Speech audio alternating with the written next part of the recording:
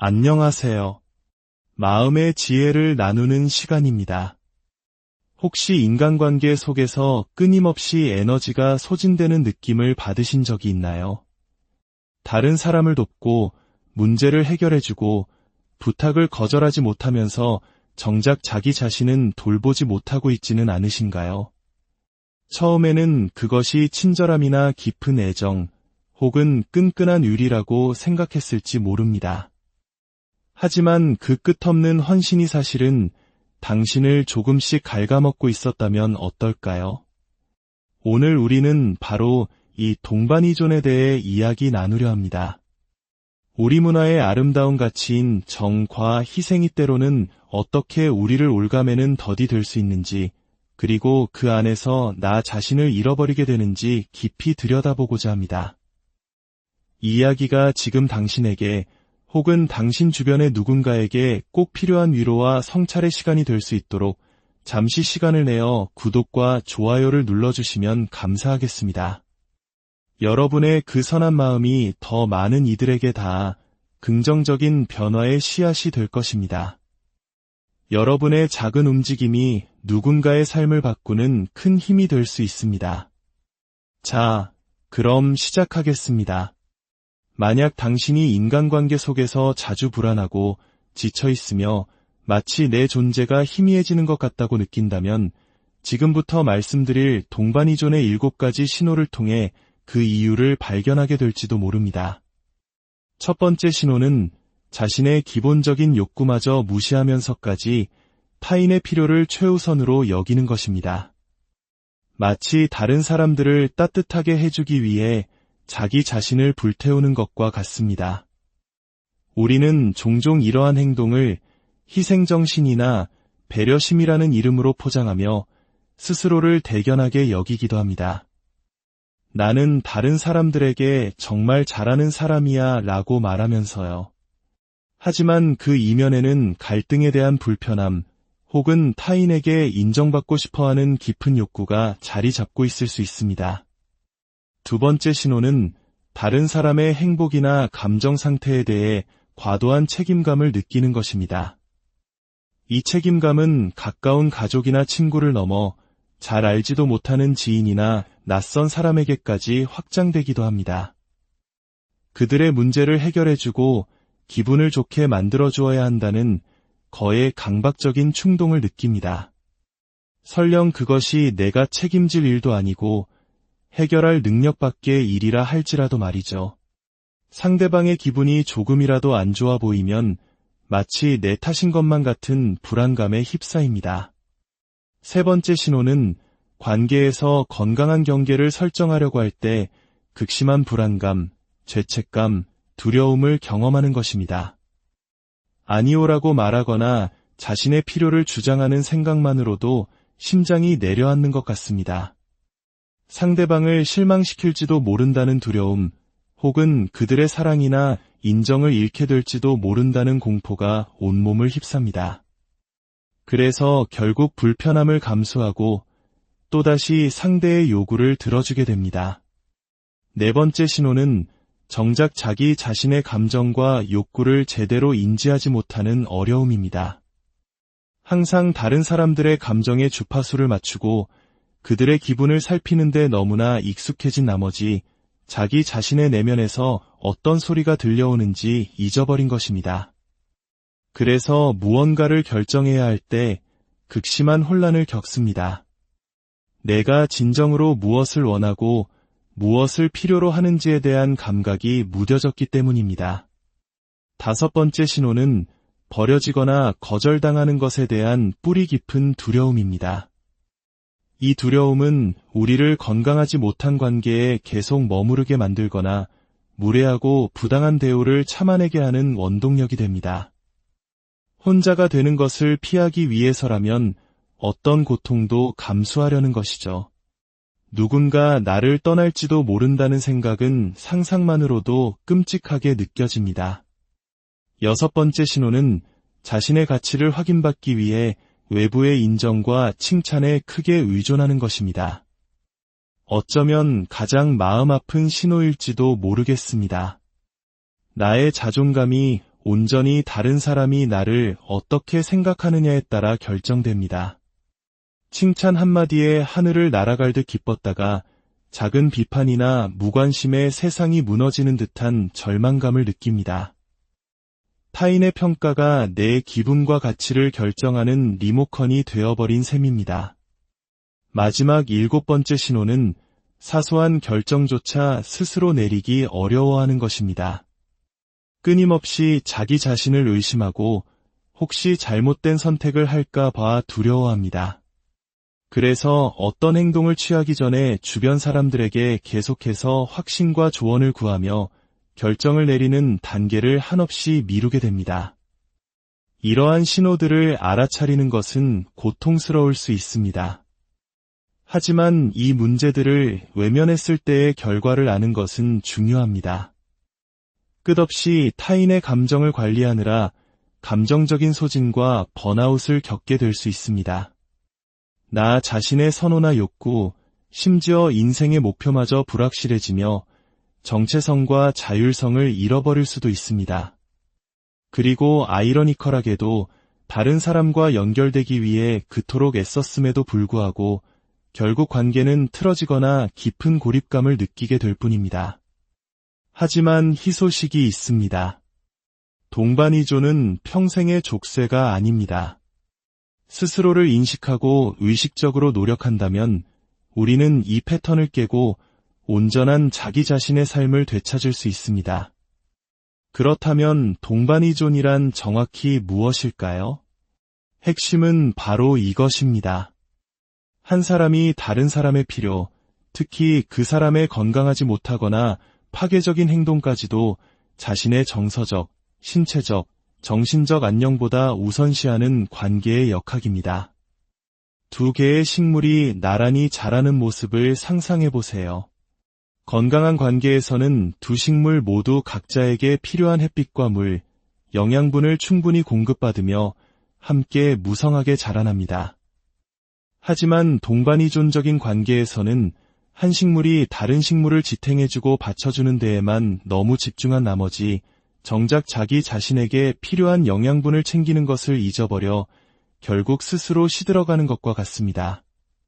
제 친구의 실제 사례를 들어보겠습니다. 그녀는 중독 문제로 힘들어하는 남자친구를 깊이 사랑했습니다. 그가 나아지기를 간절히 바랐죠. 하지만 그녀는 그가 전문가의 도움, 예를 들어 상담이나 자조 모임에 가도록 격려하는 대신 그의 삶에 대한 모든 책임을 떠안았습니다. 그녀는 그를 위해 항상 건강한 식사를 준비했고 그의 모든 공과금을 대신 내주었으며 그의 집을 청소해 주었습니다. 겉으로 보기에는 정말 헌신적이고 멋진 여자친구처럼 보였을 겁니다. 하지만 실제로는 그녀 자신의 삶이 완전히 무너지고 있었습니다.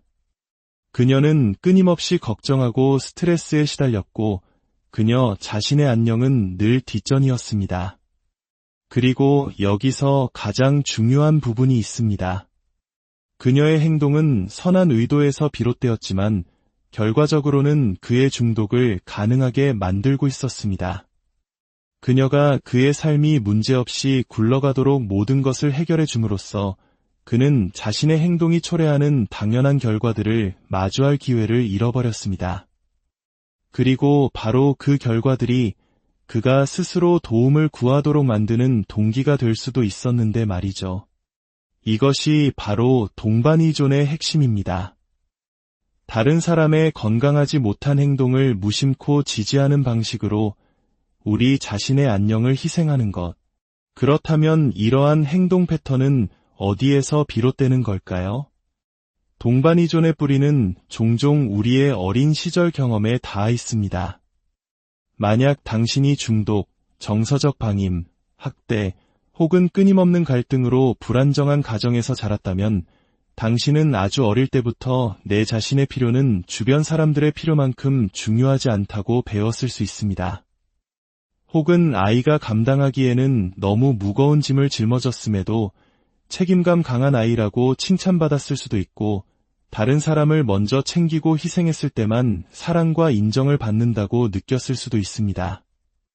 때로는 좋은 의도를 가진 가족의 신념체계나 특정 문화적, 종교적 관습이 우리에게 무조건 자신을 마지막에 두도록 가르치기도 합니다. 우리의 가치가 오직 희생과 헌신에 있다고 믿게 만드는 것이죠. 이러한 어린 시절의 경험들은 성인이 된 후 우리의 관계 속에서 동반이존적인 행동이 거의 무의식적으로 나타나게 하는 토대를 마련합니다. 이제 이러한 패턴에서 벗어나기 위한 실질적인 방법들을 알아보겠습니다. 첫째, 하루 동안 규칙적으로 자기 점검의 시간을 가지세요. 잠시 하던 일을 멈추고 스스로에게 질문하는 겁니다. 나 지금 기분이 어때? 지금 이 순간 나에게 필요한 건 뭘까? 이 간단한 습관은 당신이 주변 사람들에게만 집중하던 시선을 자기 자신에게로 되돌려 내면의 감정과 필요에 다시 연결되도록 도와줄 것입니다. 둘째, 작은 경계부터 설정하기 시작하세요. 처음부터 큰 변화를 시도하기보다 부담이 적은 작은 상황에서부터 경계를 세우는 연습을 하는 겁니다. 만약 당신이 이미 지쳐 있는데 누군가 부탁을 해온다면 부드럽지만 단호하게 말해보세요. 정말 도와주고 싶은데 지금은 제가 그럴 여유가 없네요. 이것으로 충분합니다. 길게 설명하거나 변명할 필요 없습니다. 셋째, 즉시 대답하지 말고 반응을 지연시키세요. 이것은 저에게 가장 큰 도움이 되었던 방법입니다. 누군가 무언가를 요청했을 때 즉시 알았어라고 대답하는 대신 아, 그래? 내가 일정을 한번 확인해보고 다시 연락 줄게 라고 말하며 생각할 시간을 버는 겁니다. 이 시간 동안 당신은 약속하기 전에 자신의 감정과 필요를 충분히 고려할 수 있습니다. 넷째, 죄책감에 도전하세요. 당신 자신의 안녕을 우선시하는 것은 괜찮을 뿐만 아니라 반드시 필요한 일이라는 것을 스스로에게 계속 상기시켜 주세요. 동반이존 패턴 속에서 느끼는 죄책감은 종종 우리를 잘못된 길로 이끄는 감정일 수 있습니다. 내가 정말로 잘못한 일이 있는지 아니면 단지 누군가를 실망시킬까 봐 두려워서 죄책감을 느끼는 것인지 스스로에게 질문해 보세요. 다섯째, 당신의 취향과 가치를 탐험하세요. 다른 사람의 인정이나 생각에 신경 쓰지 않고 오롯이 당신이 즐거움을 느끼는 활동들을 해보세요. 누구의 의견에도 구애받지 않고 혼자서 좋아하는 영화를 보러 가거나 맛있는 식사를 하는 셀프 데이트를 해보는 것도 좋습니다. 이러한 걸음들을 내딛는 것은 단지 동반이존에서 벗어나는 것만을 의미하지 않습니다. 그것은 당신의 삶, 당신의 정체성, 그리고 당신의 행복을 되찾는 여정입니다. 앞으로 나아가는 모든 작은 발걸음이 더 건강하고 충만한 관계를 향한 진전이라는 것을 기억하세요. 물론 이 여정이 쉽지만은 않을 수 있습니다. 만약 오늘 이야기에서 자신의 모습을 발견했다면 동반이존을 전문으로 다루는 상담사나 치료사의 도움을 구하는 것이 큰 힘이 될 수 있습니다. 전문가들은 당신이 이 여정을 안전하게 헤쳐나갈 수 있도록 맞춤화된 지침과 도구를 제공해 줄 것입니다.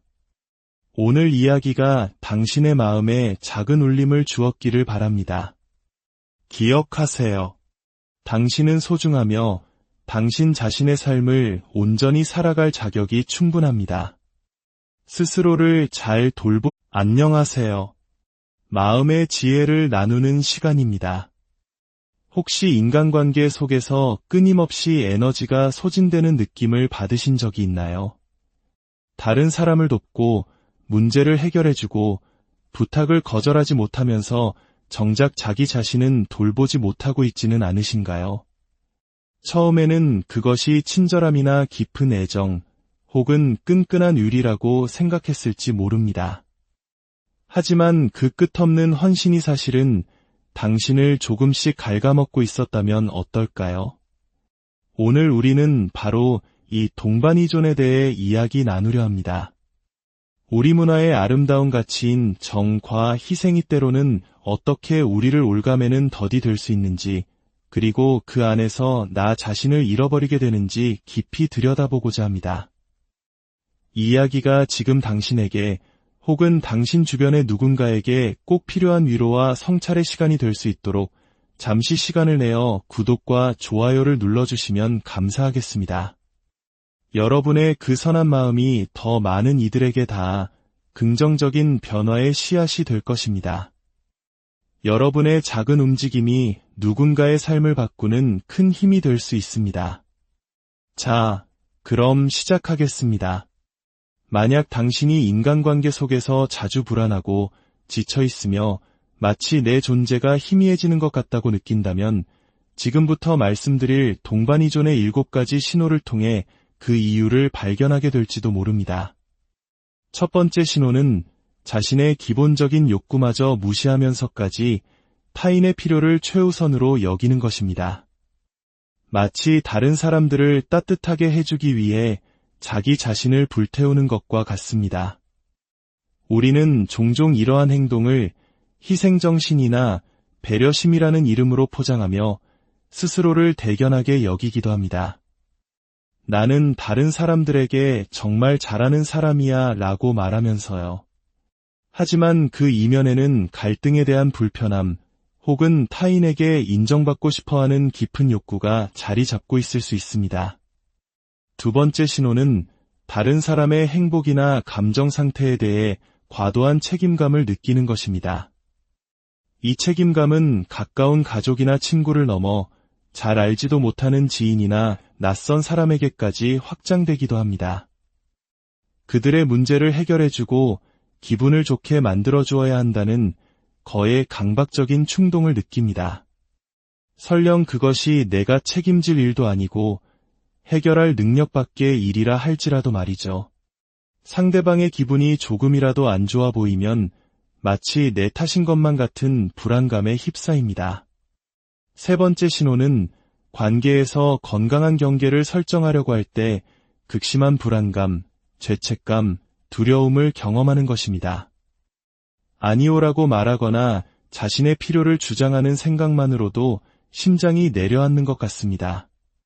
상대방을 실망시킬지도 모른다는 두려움, 혹은 그들의 사랑이나 인정을 잃게 될지도 모른다는 공포가 온몸을 휩쌉니다. 그래서 결국 불편함을 감수하고 또다시 상대의 요구를 들어주게 됩니다. 네 번째 신호는 정작 자기 자신의 감정과 욕구를 제대로 인지하지 못하는 어려움입니다. 항상 다른 사람들의 감정에 주파수를 맞추고 그들의 기분을 살피는데 너무나 익숙해진 나머지 자기 자신의 내면에서 어떤 소리가 들려오는지 잊어버린 것입니다. 그래서 무언가를 결정해야 할 때 극심한 혼란을 겪습니다. 내가 진정으로 무엇을 원하고 무엇을 필요로 하는지에 대한 감각이 무뎌졌기 때문입니다. 다섯 번째 신호는 버려지거나 거절당하는 것에 대한 뿌리 깊은 두려움입니다. 이 두려움은 우리를 건강하지 못한 관계에 계속 머무르게 만들거나 무례하고 부당한 대우를 참아내게 하는 원동력이 됩니다. 혼자가 되는 것을 피하기 위해서라면 어떤 고통도 감수하려는 것이죠. 누군가 나를 떠날지도 모른다는 생각은 상상만으로도 끔찍하게 느껴집니다.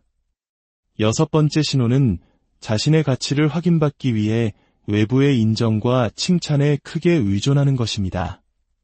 어쩌면 가장 마음 아픈 신호일지도 모르겠습니다. 나의 자존감이 온전히 다른 사람이 나를 어떻게 생각하느냐에 따라 결정됩니다. 칭찬 한마디에 하늘을 날아갈 듯 기뻤다가 작은 비판이나 무관심에 세상이 무너지는 듯한 절망감을 느낍니다. 타인의 평가가 내 기분과 가치를 결정하는 리모컨이 되어버린 셈입니다. 마지막 7번째 신호는 사소한 결정조차 스스로 내리기 어려워하는 것입니다. 끊임없이 자기 자신을 의심하고 혹시 잘못된 선택을 할까 봐 두려워합니다. 그래서 어떤 행동을 취하기 전에 주변 사람들에게 계속해서 확신과 조언을 구하며 결정을 내리는 단계를 한없이 미루게 됩니다.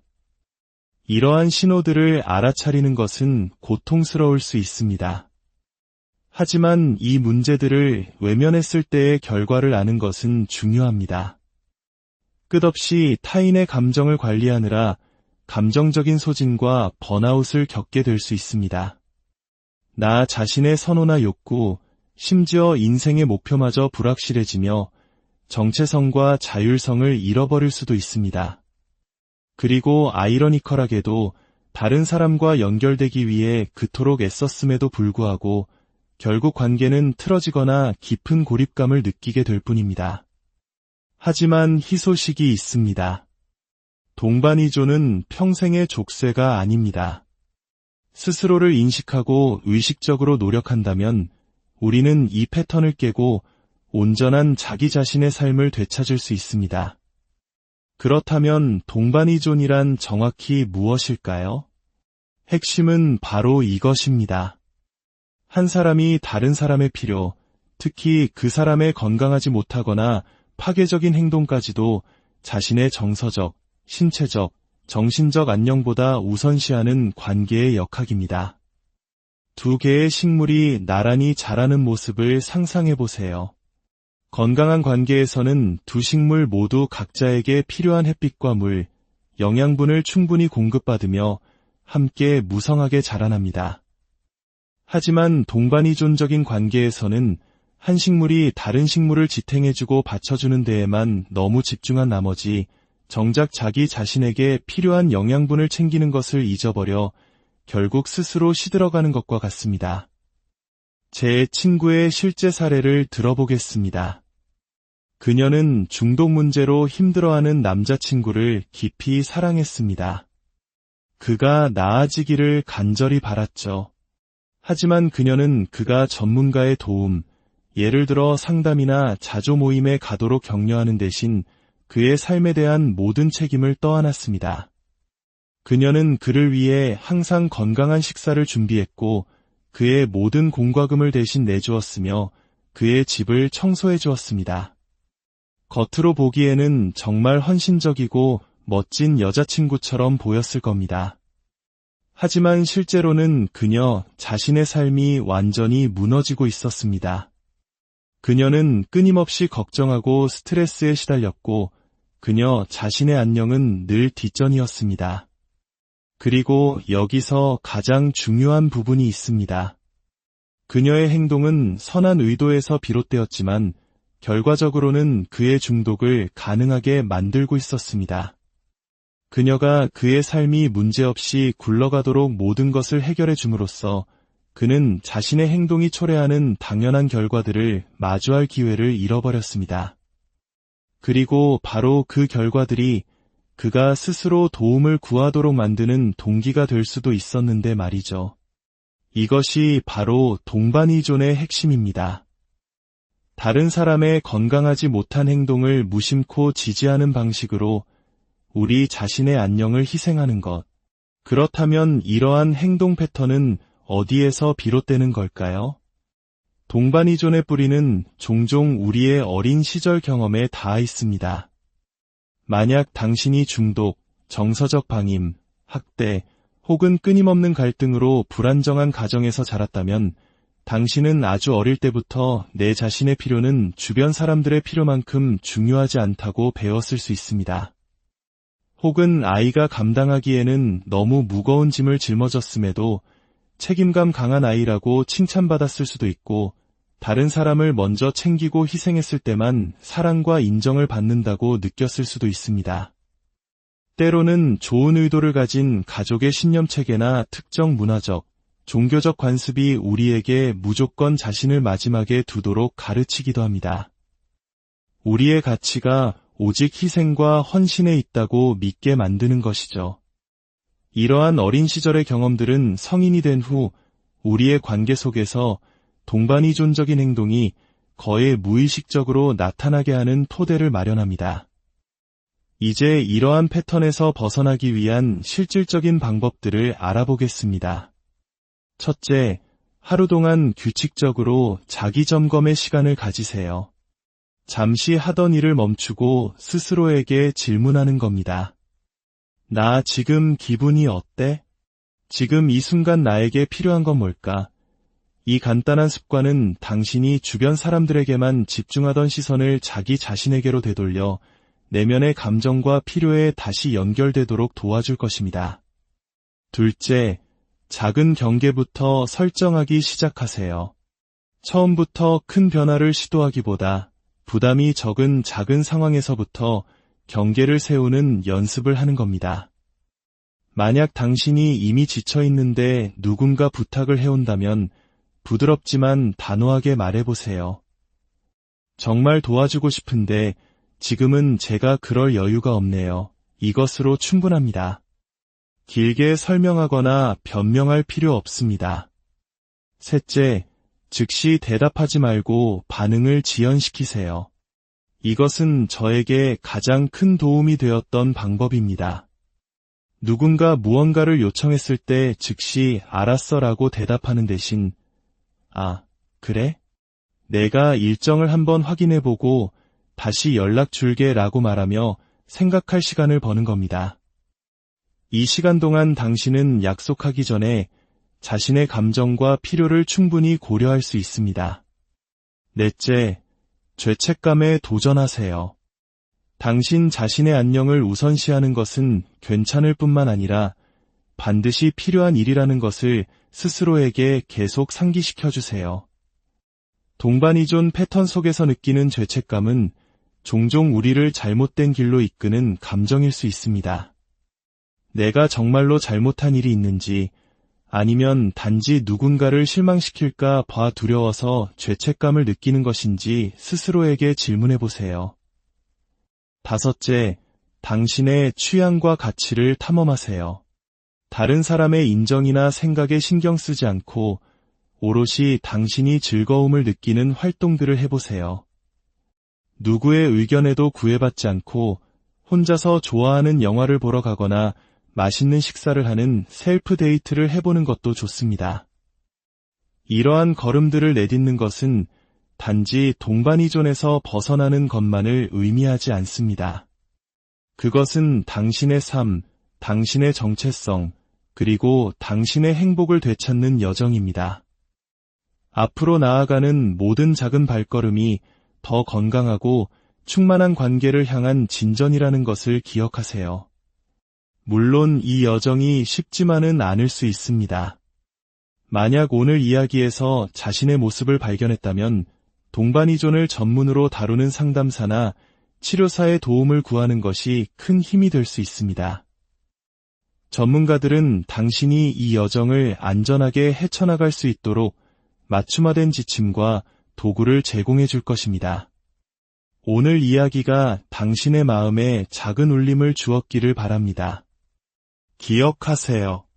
당신은 소중하며 당신 자신의 삶을 온전히 살아갈 자격이 충분합니다. 스스로를 잘 안녕하세요. 마음의 지혜를 나누는 시간입니다. 혹시 인간관계 속에서 끊임없이 에너지가 소진되는 느낌을 받으신 적이 있나요? 다른 사람을 돕고 문제를 해결해주고 부탁을 거절하지 못하면서 정작 자기 자신은 돌보지 못하고 있지는 않으신가요? 처음에는 그것이 친절함이나 깊은 애정 혹은 끈끈한 의리라고 생각했을지 모릅니다. 하지만 그 끝없는 헌신이 사실은 당신을 조금씩 갉아먹고 있었다면 어떨까요? 오늘 우리는 바로 이 동반이존에 대해 이야기 나누려 합니다.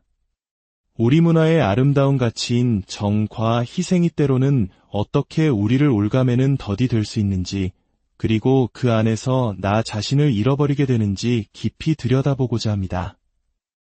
이 이야기가 지금 당신에게 혹은 당신 주변의 누군가에게 꼭 필요한 위로와 성찰의 시간이 될 수 있도록 잠시 시간을 내어 구독과 좋아요를 눌러주시면 감사하겠습니다. 여러분의 그 선한 마음이 더 많은 이들에게 닿아 긍정적인 변화의 씨앗이 될 것입니다.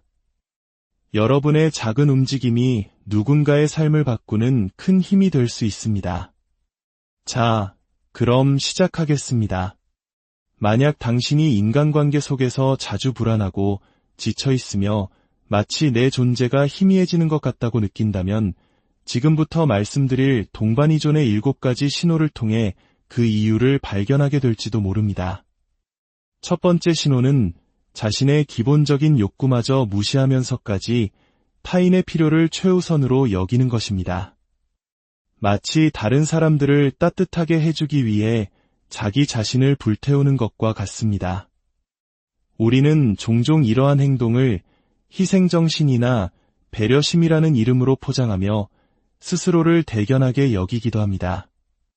나는 다른 사람들에게 정말 잘하는 사람이야 라고 말하면서요. 하지만 그 이면에는 갈등에 대한 불편함 혹은 타인에게 인정받고 싶어하는 깊은 욕구가 자리 잡고 있을 수 있습니다.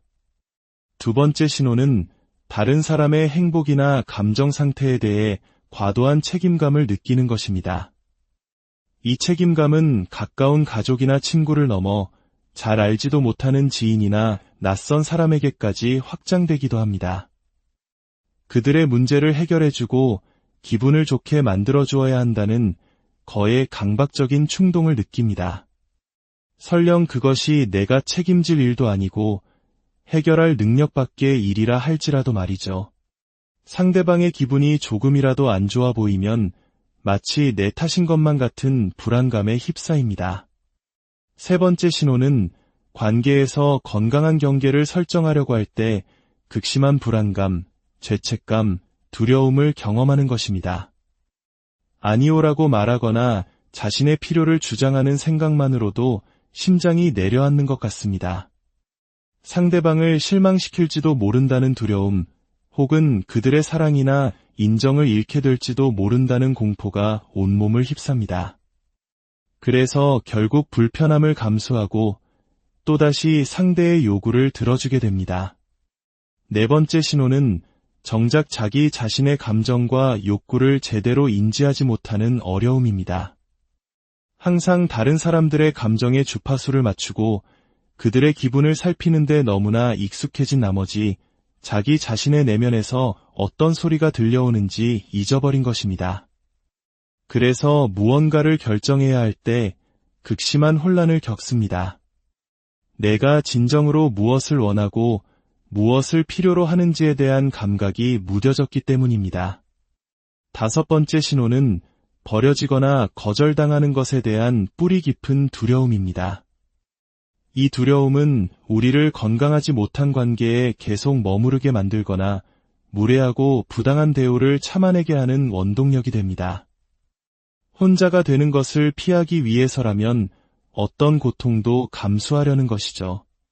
누군가 나를 떠날지도 모른다는 생각은 상상만으로도 끔찍하게 느껴집니다. 여섯 번째 신호는 자신의 가치를 확인받기 위해 외부의 인정과 칭찬에 크게 의존하는 것입니다. 어쩌면 가장 마음 아픈 신호일지도 모르겠습니다. 나의 자존감이 온전히 다른 사람이 나를 어떻게 생각하느냐에 따라 결정됩니다.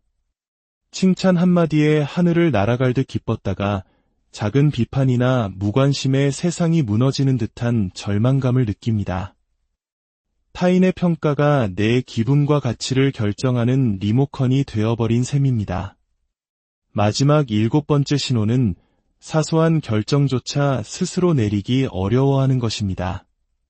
끊임없이 자기 자신을 의심하고 혹시 잘못된 선택을 할까 봐 두려워합니다. 그래서 어떤 행동을 취하기 전에 주변 사람들에게 계속해서 확신과 조언을 구하며 결정을 내리는 단계를 한없이 미루게 됩니다.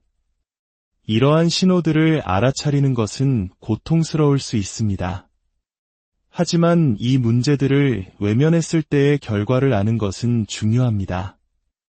끝없이 타인의 감정을 관리하느라 감정적인 소진과 번아웃을 겪게 될 수 있습니다.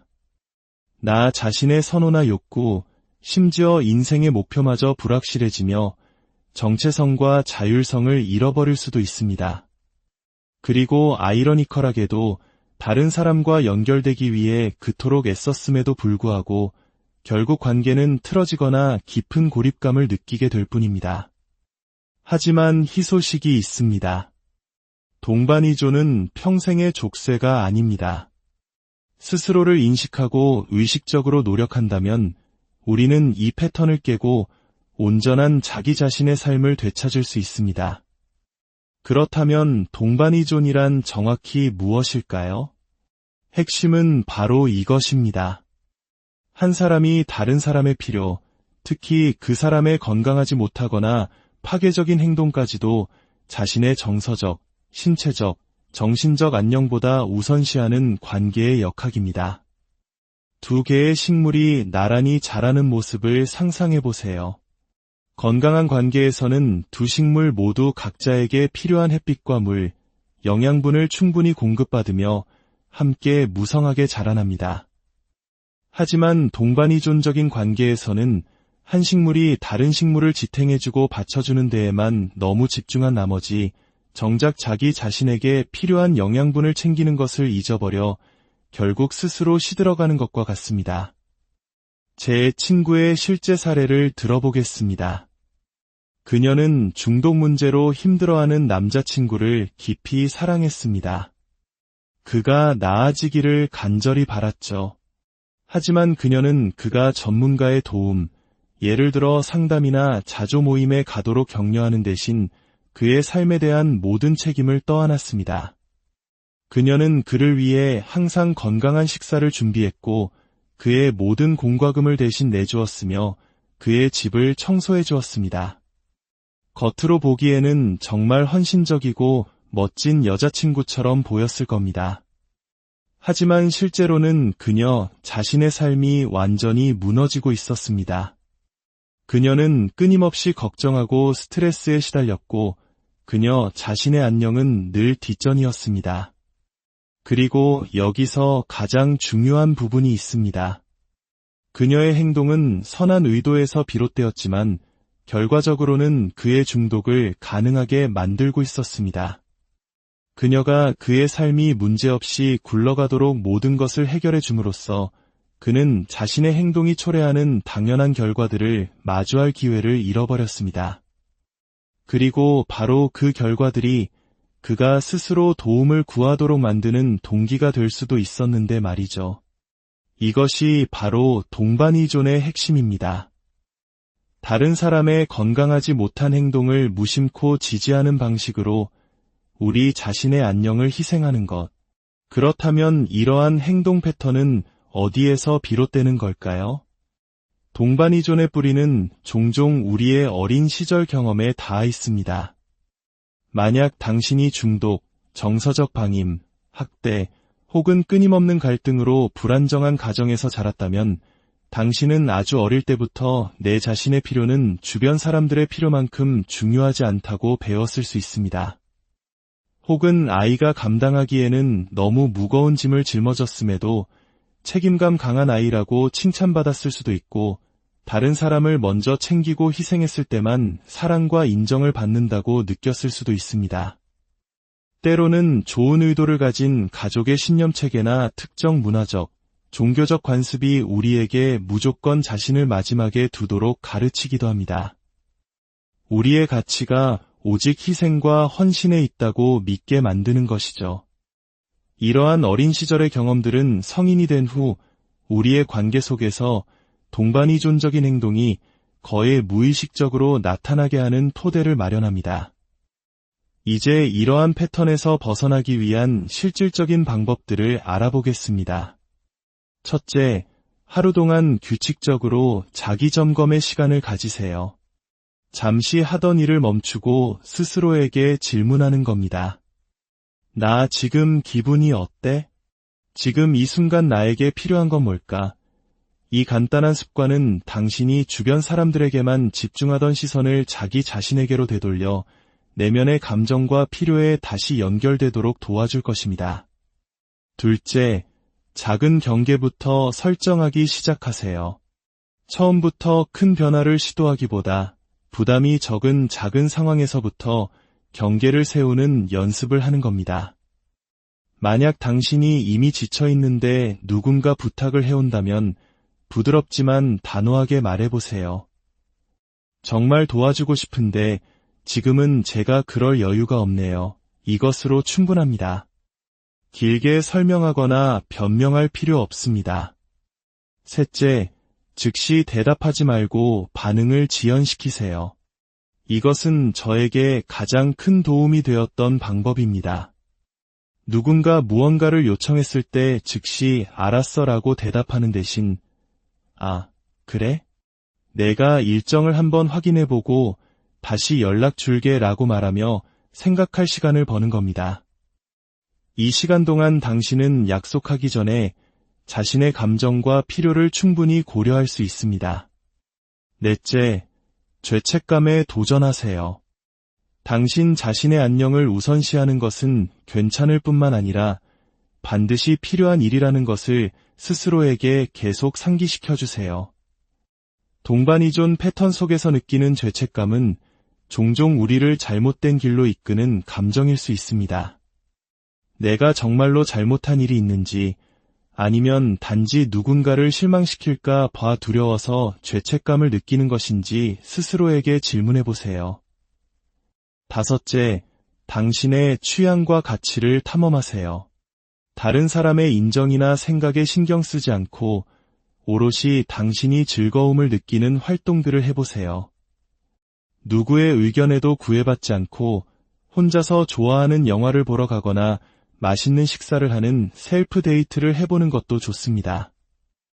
이러한 걸음들을 내딛는 것은 단지 동반이존에서 벗어나는 것만을 의미하지 않습니다.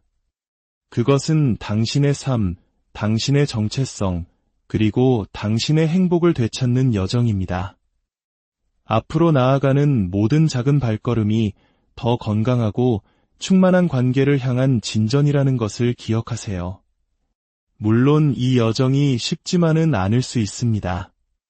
만약 오늘 이야기에서 자신의 모습을 발견했다면 동반이존을 전문으로 다루는 상담사나 치료사의 도움을 구하는 것이 큰 힘이 될 수 있습니다. 전문가들은 당신이 이 여정을 안전하게 헤쳐나갈 수 있도록 맞춤화된 지침과 도구를 제공해 줄 것입니다. 오늘 이야기가 당신의 마음에 작은 울림을 주었기를 바랍니다. 기억하세요. 당신은 소중하며 당신 자신의 삶을 온전히 살아갈 자격이 충분합니다. 스스로를 잘 안녕하세요. 마음의 지혜를 나누는 시간입니다. 혹시 인간관계 속에서 끊임없이 에너지가 소진되는 느낌을 받으신 적이 있나요? 다른 사람을 돕고 문제를 해결해주고 부탁을 거절하지 못하면서 정작 자기 자신은 돌보지 못하고 있지는 않으신가요? 처음에는 그것이 친절함이나 깊은 애정 혹은 끈끈한 의리라고 생각했을지 모릅니다. 하지만 그 끝없는 헌신이 사실은 당신을 조금씩 갉아먹고 있었다면 어떨까요? 오늘 우리는 바로 이 동반이존에 대해 이야기 나누려 합니다. 우리 문화의 아름다운 가치인 정과 희생이 때로는 어떻게 우리를 올가매는 덫이 될 수 있는지, 그리고 그 안에서 나 자신을 잃어버리게 되는지 깊이 들여다보고자 합니다. 이 이야기가 지금 당신에게 혹은 당신 주변의 누군가에게 꼭 필요한 위로와 성찰의 시간이 될 수 있도록 잠시 시간을 내어 구독과 좋아요를 눌러주시면 감사하겠습니다.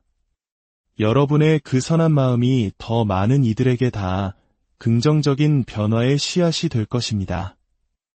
여러분의 작은 움직임이 누군가의 삶을 바꾸는 큰 힘이 될 수 있습니다. 자, 그럼 시작하겠습니다. 만약 당신이 인간관계 속에서 자주 불안하고 지쳐 있으며 마치 내 존재가 희미해지는 것 같다고 느낀다면 지금부터 말씀드릴 동반이존의 7가지 신호를 통해 그 이유를 발견하게 될지도 모릅니다. 첫 번째 신호는 자신의 기본적인 욕구마저 무시하면서까지 타인의 필요를 최우선으로 여기는 것입니다. 마치 다른 사람들을 따뜻하게 해주기 위해 자기 자신을 불태우는 것과 같습니다. 우리는 종종 이러한 행동을 희생정신이나 배려심이라는 이름으로 포장하며 스스로를 대견하게 여기기도 합니다. 나는 다른 사람들에게 정말 잘하는 사람이야 라고 말하면서요. 하지만 그 이면에는 갈등에 대한 불편함, 혹은 타인에게 인정받고 싶어하는 깊은 욕구가 자리 잡고 있을 수 있습니다. 두 번째 신호는 다른 사람의 행복이나 감정 상태에 대해 과도한 책임감을 느끼는 것입니다. 이 책임감은 가까운 가족이나 친구를 넘어 잘 알지도 못하는 지인이나 낯선 사람에게까지 확장되기도 합니다. 그들의 문제를 해결해주고 기분을 좋게 만들어주어야 한다는 거의 강박적인 충동을 느낍니다. 설령 그것이 내가 책임질 일도 아니고 해결할 능력 밖의 일이라 할지라도 말이죠. 상대방의 기분이 조금이라도 안 좋아 보이면 마치 내 탓인 것만 같은 불안감에 휩싸입니다. 세 번째 신호는 관계에서 건강한 경계를 설정하려고 할 때 극심한 불안감, 죄책감, 두려움을 경험하는 것입니다. 아니오라고 말하거나 자신의 필요를 주장하는 생각만으로도 심장이 내려앉는 것 같습니다. 상대방을 실망시킬지도 모른다는 두려움, 혹은 그들의 사랑이나 인정을 잃게 될지도 모른다는 공포가 온몸을 휩쌉니다. 그래서 결국 불편함을 감수하고 또다시 상대의 요구를 들어주게 됩니다. 네 번째 신호는 정작 자기 자신의 감정과 욕구를 제대로 인지하지 못하는 어려움입니다. 항상 다른 사람들의 감정에 주파수를 맞추고 그들의 기분을 살피는데 너무나 익숙해진 나머지 자기 자신의 내면에서 어떤 소리가 들려오는지 잊어버린 것입니다. 그래서 무언가를 결정해야 할 때 극심한 혼란을 겪습니다. 내가 진정으로 무엇을 원하고 무엇을 필요로 하는지에 대한 감각이 무뎌졌기 때문입니다. 다섯 번째 신호는 버려지거나 거절당하는 것에 대한 뿌리 깊은 두려움입니다. 이 두려움은 우리를 건강하지 못한 관계에 계속 머무르게 만들거나 무례하고 부당한 대우를 참아내게 하는 원동력이 됩니다. 혼자가 되는 것을 피하기 위해서라면 어떤 고통도 감수하려는 것이죠. 누군가 나를 떠날지도 모른다는 생각은 상상만으로도 끔찍하게 느껴집니다. 여섯 번째 신호는 자신의 가치를 확인받기 위해 외부의 인정과 칭찬에 크게 의존하는 것입니다. 어쩌면 가장 마음 아픈 신호일지도 모르겠습니다. 나의 자존감이 온전히 다른 사람이 나를 어떻게 생각하느냐에 따라 결정됩니다. 칭찬 한마디에 하늘을 날아갈 듯 기뻤다가 작은 비판이나 무관심에 세상이 무너지는 듯한 절망감을 느낍니다. 타인의 평가가 내 기분과 가치를 결정하는 리모컨이 되어버린 셈입니다. 마지막 일곱 번째 신호는 사소한 결정조차 스스로 내리기 어려워하는 것입니다. 끊임없이 자기 자신을 의심하고 혹시 잘못된 선택을 할까 봐 두려워합니다. 그래서 어떤 행동을 취하기 전에 주변 사람들에게 계속해서 확신과 조언을 구하며 결정을 내리는 단계를 한없이 미루게 됩니다. 이러한 신호들을 알아차리는 것은 고통스러울 수 있습니다. 하지만 이 문제들을 외면했을 때의 결과를 아는 것은 중요합니다. 끝없이 타인의 감정을 관리하느라 감정적인 소진과 번아웃을 겪게 될 수 있습니다. 나 자신의 선호나 욕구, 심지어 인생의 목표마저 불확실해지며 정체성과 자율성을 잃어버릴 수도 있습니다. 그리고 아이러니컬하게도 다른 사람과 연결되기 위해 그토록 애썼음에도 불구하고 결국 관계는 틀어지거나 깊은 고립감을 느끼게 될 뿐입니다. 하지만 희소식이 있습니다. 동반이존은 평생의 족쇄가 아닙니다. 스스로를 인식하고 의식적으로 노력한다면 우리는 이 패턴을 깨고 온전한 자기 자신의 삶을 되찾을 수 있습니다. 그렇다면 동반이존이란 정확히 무엇일까요? 핵심은 바로 이것입니다. 한 사람이 다른 사람의 필요, 특히 그 사람의 건강하지 못하거나 파괴적인 행동까지도 자신의 정서적, 신체적, 정신적 안녕보다 우선시하는 관계의 역학입니다. 두 개의 식물이 나란히 자라는 모습을 상상해보세요. 건강한 관계에서는 두 식물 모두 각자에게 필요한 햇빛과 물, 영양분을 충분히 공급받으며 함께 무성하게 자라납니다. 하지만 동반이존적인 관계에서는 한 식물이 다른 식물을 지탱해주고 받쳐주는 데에만 너무 집중한 나머지 정작 자기 자신에게 필요한 영양분을 챙기는 것을 잊어버려 결국 스스로 시들어가는 것과 같습니다. 제 친구의 실제 사례를 들어보겠습니다. 그녀는 중독 문제로 힘들어하는 남자친구를 깊이 사랑했습니다. 그가 나아지기를 간절히 바랐죠. 하지만 그녀는 그가 전문가의 도움, 예를 들어 상담이나 자조 모임에 가도록 격려하는 대신 그의 삶에 대한 모든 책임을 떠안았습니다. 그녀는 그를 위해 항상 건강한 식사를 준비했고 그의 모든 공과금을 대신 내주었으며 그의 집을 청소해 주었습니다. 겉으로 보기에는 정말 헌신적이고 멋진 여자친구처럼 보였을 겁니다. 하지만 실제로는 그녀 자신의 삶이 완전히 무너지고 있었습니다.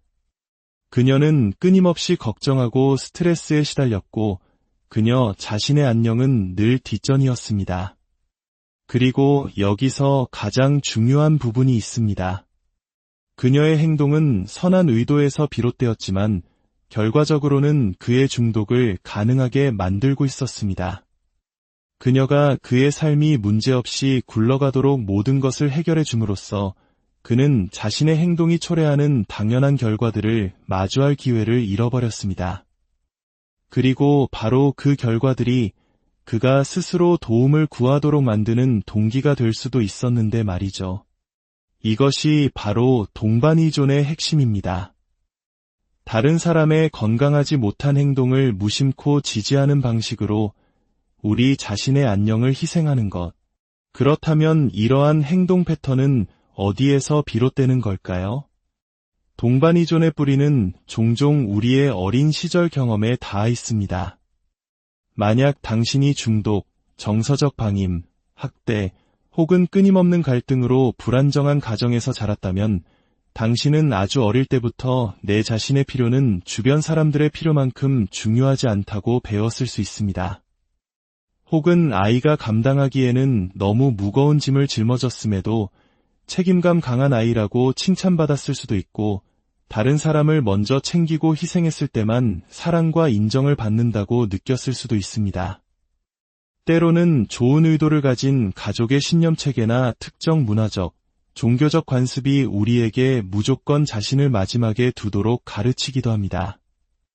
우리의 가치가 오직 희생과 헌신에 있다고 믿게 만드는 것이죠. 이러한 어린 시절의 경험들은 성인이 된 후 우리의 관계 속에서 동반이존적인 행동이 거의 무의식적으로 나타나게 하는 토대를 마련합니다.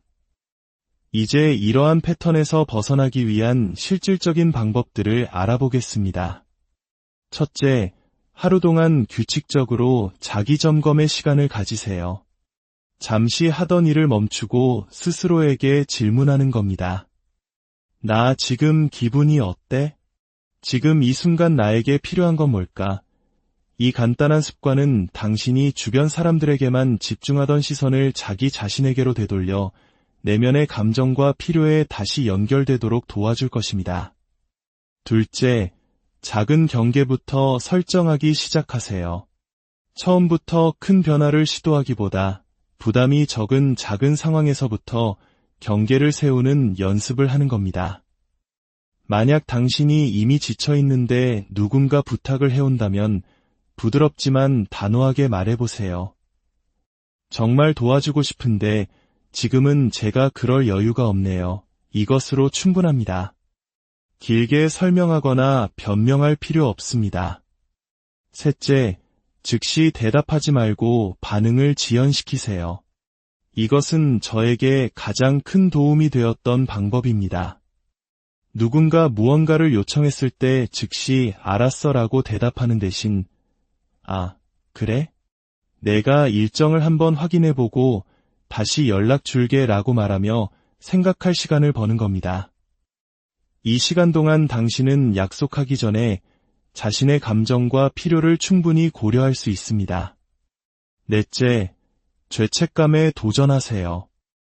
당신 자신의 안녕을 우선시하는 것은 괜찮을 뿐만 아니라 반드시 필요한 일이라는 것을 스스로에게 계속 상기시켜 주세요. 동반이존 패턴 속에서 느끼는 죄책감은 종종 우리를 잘못된 길로 이끄는 감정일 수 있습니다.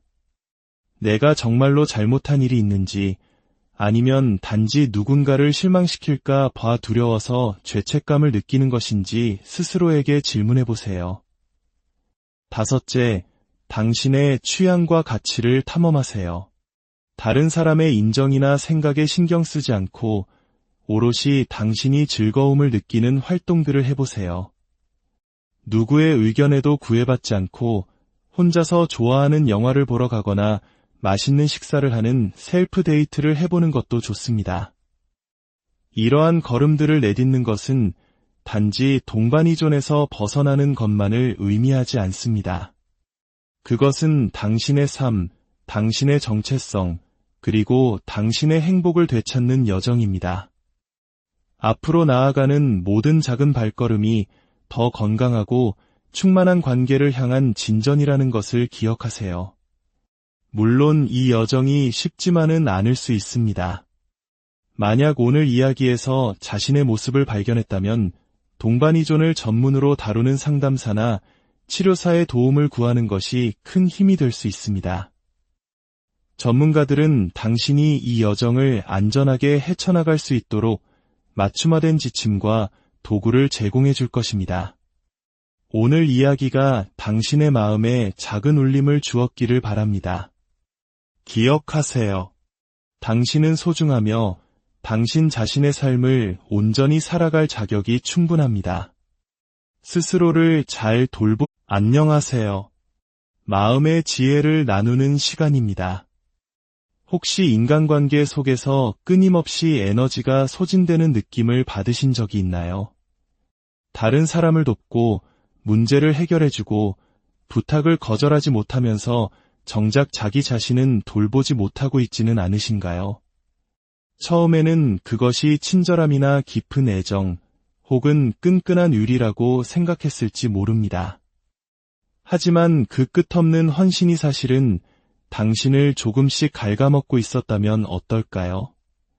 오늘 우리는 바로 이 동반이존에 대해 이야기 나누려 합니다. 우리 문화의 아름다운 가치인 정과 희생이 때로는 어떻게 우리를 올가매는 덫이 될 수 있는지, 그리고 그 안에서 나 자신을 잃어버리게 되는지 깊이 들여다보고자 합니다.